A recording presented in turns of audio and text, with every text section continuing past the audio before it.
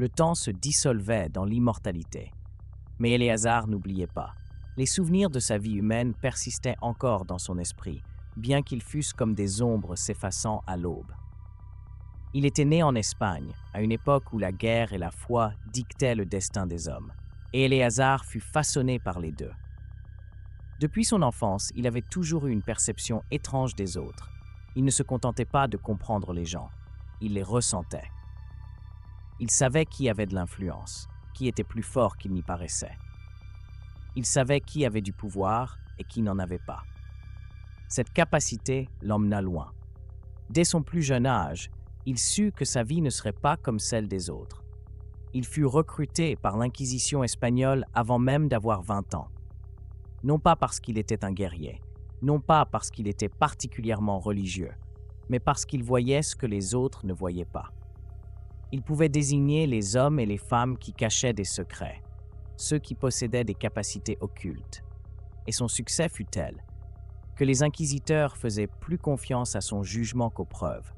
Certains pensaient qu'il s'agissait d'un talent naturel, mais Éléazar savait depuis toujours que c'était autre chose, quelque chose de surnaturel.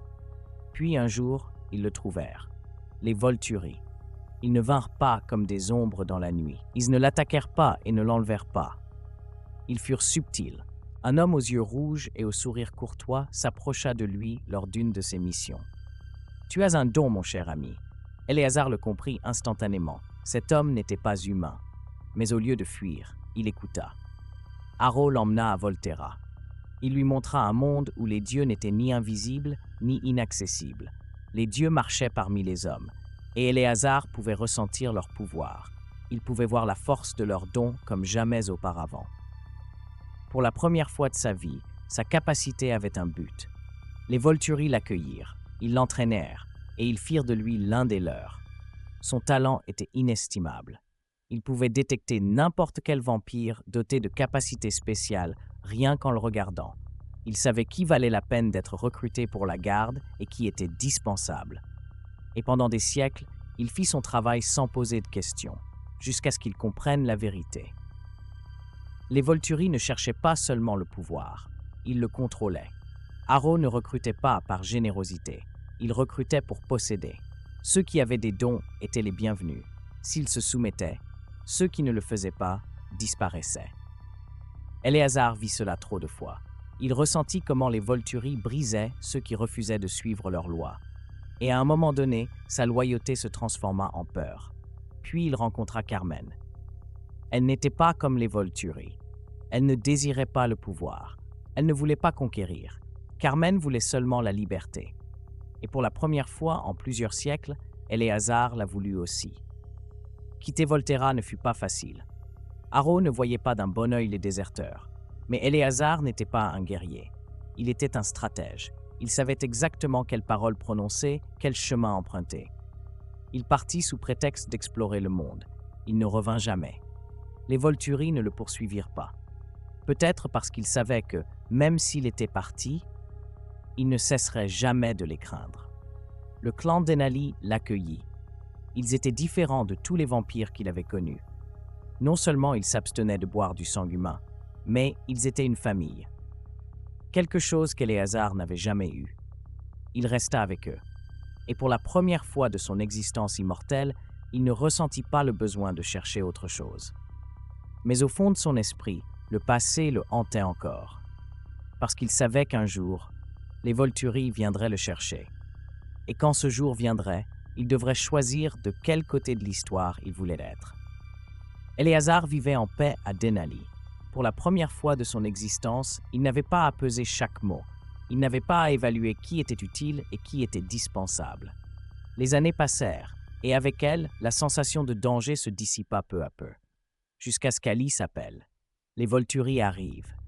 Esmond lui avait expliqué la situation d'un ton tendu, sans perdre son calme, mais Éléazar savait ce que signifiait cette simple phrase. Harro était en mouvement. Après tant d'années à éviter son ombre, son ancien maître était de retour dans sa vie. Lorsqu'ils arrivèrent à Forks, l'air était chargé d'incertitude. Éléazar vit l'expression d'Edward et sut, sans avoir besoin de son don, que l'avenir était devenu incertain. Mais lorsqu'il vit Rensmi, il comprit. Elle n'était pas comme les autres. Son essence vibrait d'une énergie unique, irrépétible, un nouveau type de pouvoir. Et Harrow ne laisserait jamais passer une telle chose. Le jour de la confrontation, Éléazar sentit son ancienne vie resurgir en lui. Il se rangea aux côtés des Kulen, des Denali, des témoins. Il attendit dans la neige, sous un silence pesant, tandis que l'ombre de Volterra s'étendait à l'horizon. Et lorsque les Volturi apparurent, avec leurs capes noires et leur présence écrasante, il sut que ce moment était inévitable. Harrow le regarda avec un sourire tranquille, mais ses yeux, c'étaient les mêmes qu'Éléazar se rappelait. Les yeux d'un homme qui n'oublie jamais. Les yeux d'un homme qui ne pardonne jamais. Éléazar. Le nom sortit avec une douceur ironique. Éléazar sentit les souvenirs l'assaillir. Volterra, les jugements, les sentences de mort qu'il avait lui-même contribué à exécuter. Et à cet instant, il sut que si les Volturi gagnaient cette bataille, il n'y aurait cette fois aucune échappatoire. Harrow lui offrirait une dernière option, revenir ou être détruit. Et Éléazar connaissait déjà sa réponse. La bataille n'eut pas lieu. Alice changea l'avenir. Harrow vit le désastre qui l'attendait s'il continuait. Mais avant que les Volturi ne se retirent, Harrow le regarda de nouveau. Et avec la même voix douce, il dit « Nous nous reverrons ». Éléazar ne répondit pas. Il observa simplement l'ombre de Volterra disparaître dans la forêt enneigée.